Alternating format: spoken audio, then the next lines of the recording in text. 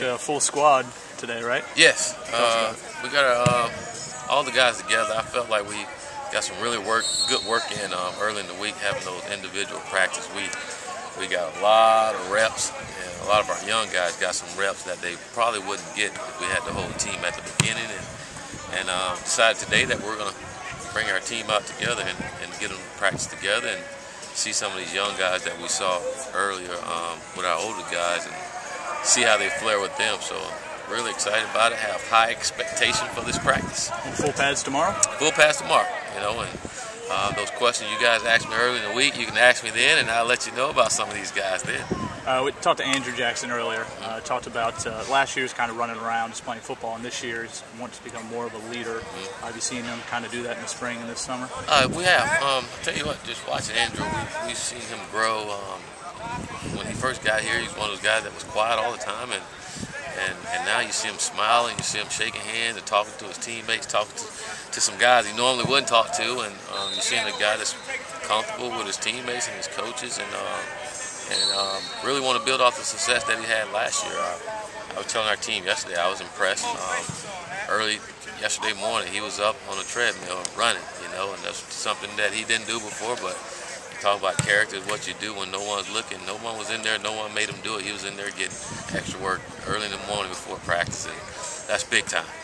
Is he prepared? Is the defense prepared that other teams are going to be game planning away from him, running away from him, throwing away from him? Yeah, I think he understands that, and Drew and I have talked a lot about that and how he's got to hold his other teammates accountable to step their game up to be able to help him out, you know, because he's not going to sneak up on anyone. So he's going to need Q Smith, he's going to need Jamarcus Allen and Kenny Martin, Ramel Lewis, and all the guys in secondary to step their games up too, and in order for us to continue to get better. And we expect that from those guys too.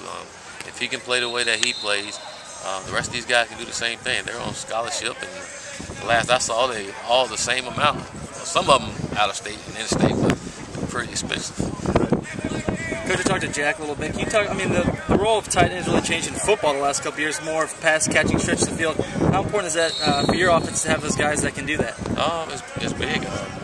Just from a personnel standpoint, and allow you to do so much. You know, with us running the football, and usually when you run the football, you have tight ends in the game, and defense prepare for tight ends running the ball, not as much for going out and catching the ball. And the more we can use our guys and to doing that, the better it is for our offense. Do you think that's the way the tight end position is going now, or is it just maybe just a fad right now where you want more pass-catching tight ends, or does it just depend on maybe the system that you're on? I think it's the system. I mean, you look at a lot of spread teams, they don't have as many tight ends, you know.